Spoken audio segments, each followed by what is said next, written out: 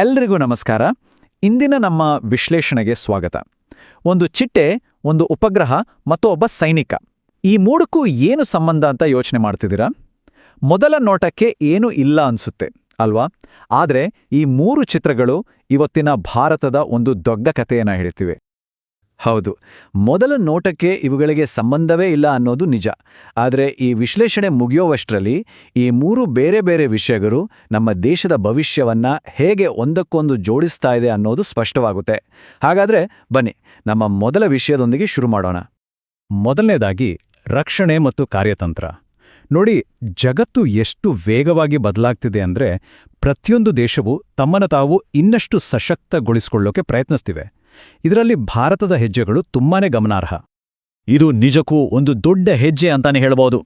Tata advanced systems limited ಅಂದ್ರೆ TASL ಟಿಯಾಸ್ಯಾಟ್ 1A ಅನ್ನೋ ಒಂದು ಭೂವೀಕ್ಷಣಾ ಉಪಗ್ರಹವನ್ನ ಉಡಾವಣೆ ಮಾಡಿದೆ. ಇದರ ಸ್ಪೆಷಾಲಿಟಿ ಏನು ಗೊತ್ತಾ? ಇದು ಮಿಲಿಟರಿ ದರ್ಜೆಯ ಚಿತ್ರಣ ಸಾಮರ್ಥ್ಯವನ್ನ ಹೊಂದಿದೆ. ಅಂದ್ರೆ ಆಕಾಶದಿಂದಲೇ ಭಾರತದ ಮೇಲೆ ಒಂದು ಹದ್ದಿನ ಕಣ್ಣಿಟ್ಟ ಹಾಗೆ. ಭಾರತದ ಖಾಸಗಿ ವಲಯ ಮಿಲಿಟರಿ ಉಪಗ್ರಹ ಅಭಿವೃದ್ಧಿಯಲ್ಲಿ ತೊಡಗಿಸಿಕೊಂಡಿರೋದು ಇದೇ ಮೊದಲು. ಆಕಾಶದಲ್ಲಿ ಕಣ್ಣಿಡೋದಷ್ಟೇ ಅಲ್ಲ, ಸಮುದ್ರದ ಆಳದಲ್ಲೂ ಭಾರತ ತನ್ನ ಶಕ್ತಿಯನ್ನ ಪ್ರದರ್ಶಿಸ್ತಿದೆ. ಇದು ವರುಣಾಸ್ತ್ರ, ನಮ್ಮ ಹೆಮ್ಮೆಯ DRDO ಅಭಿವೃದ್ಧಿಪಡಿಸಿರೋ ಒಂದು ಅತ್ಯಾಧುನಿಕ ಜಲಾಂತರ್ಗಾಮಿ ವಿರೋಧಿ ಟಾರ್ಪಿಡೋ. ಇತ್ತೀಚೆಗೆ ಅರೇಬಿಯನ್ ಸಮುದ್ರದಲ್ಲಿ 40 ಕಿಲೋಮೀಟರ್ ದೂರದ ಗುರಿಯನ್ನ ನಿಜವಾದ ಸಿಡಿತಲೆ ಬಳಸಿ ಯಶಸ್ವಿಯಾಗಿ ಹೊಡೆದುಡಿಸಿದೆ. ಇದು ಮೇಕ್ ಇನ್ ಇಂಡಿಯಾದ ಶಕ್ತಿಗೆ ಒಂದು ಅದ್ಭುತ ಉದಾಹರಣೆ.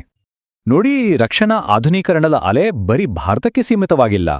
ಉದಾಹರಣೆಗೆ, ಯುನೈಟೆಡ್ ಕಿಂಗ್ಡಮ್ ತನ್ನ ಫ್ಯೂಚರ್ ಸೋಲ್ಜರ್ ಯೋಜನೆಗಾಗಿ ಮುಂದಿನ ದಶಕದಲ್ಲಿ ಬರೋಬ್ಬರಿ £8.6 ಬಿಲಿಯನ್ ಹೂಡಿಕೆ ಮಾಡ್ತಿದೆ. ಅಂದ್ರೆ ಇಡೀ ಜಗತ್ತು ಭವಿಷ್ಯದ ಯುದ್ಧ ತಂತ್ರಜ್ಞಾನಕ್ಕೆ ಎಷ್ಟು ಗಂಭೀರವಾಗಿ ತಯಾರಿ ನಡೆಸಿದೆ ಅನ್ನೋದು ಇದರಿಂದ ಗೊತ್ತಾಡುತ್ತೆ. ಸರಿ, ದೇಶದ ಗಡಿಗಳನ್ನ ಬಲಪಡಿಸೋದಾಯ್ತು.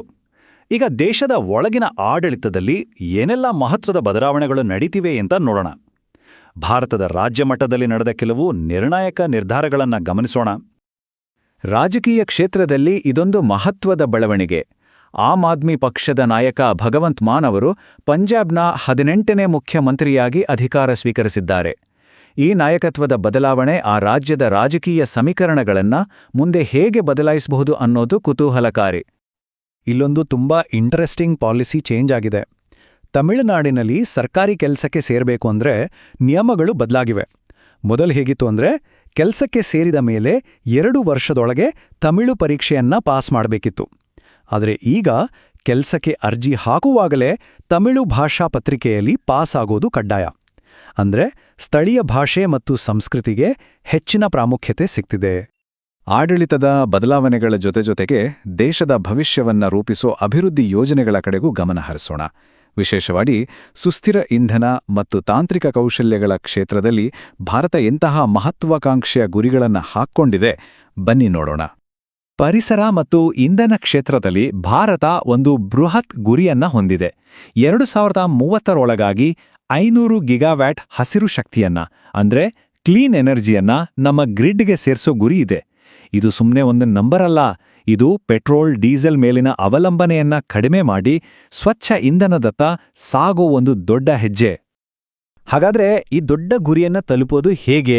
ಅದಕ್ಕಾಗಿ ಇರೋದು PM ಕುಸುಮ್ನಂತಹ ಯೋಜನೆಗಳು.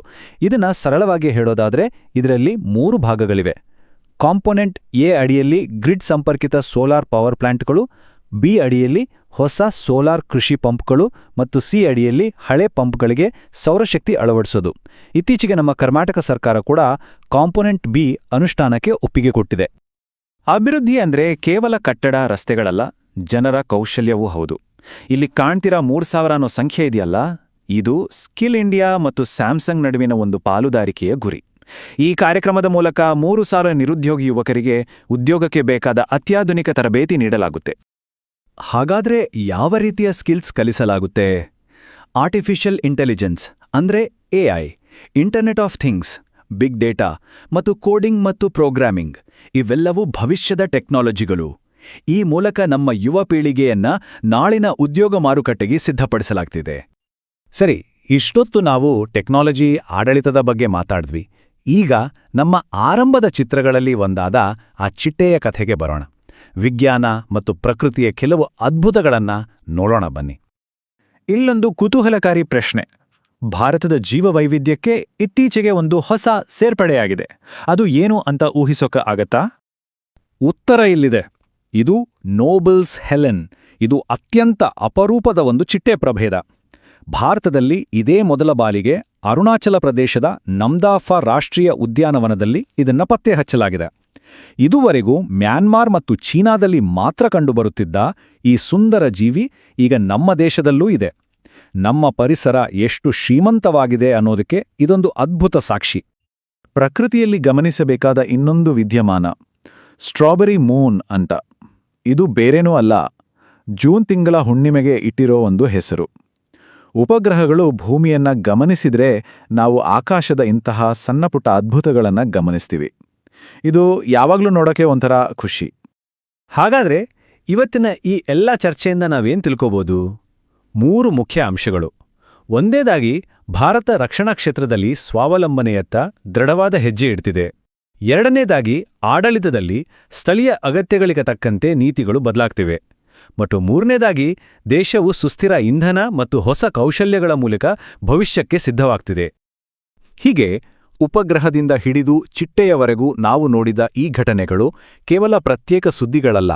ಇವೆಲ್ಲವೂ ಒಟ್ಟಾಗಿ ಸೇರಿ ಭಾರತದ ಭವಿಷ್ಯದ ಚಿತ್ರಣವನ್ನ ಬಿಡಿಸ್ತಾ ಇವೆ. ಹಾಗಾದ್ರೆ ರಕ್ಷಣೆ, ಆಡಳಿತ ಮತ್ತು ಪ್ರಕೃತಿಯ ಈ ಸಂಗಮ ಮುಂದಿನ ದಶಕದಲ್ಲಿ ಭಾರತವನ್ನ ಎಲ್ಲಿಗೆ ಕೊಂಡೊಯ್ಯಬಹುದು? ಈ ಪ್ರಶ್ನೆಯೊಂದಿಗೆ ಇಂದಿನ ವಿಶ್ಲೇಷಣೆಯನ್ನ ಮುಗಿಸೋಣ.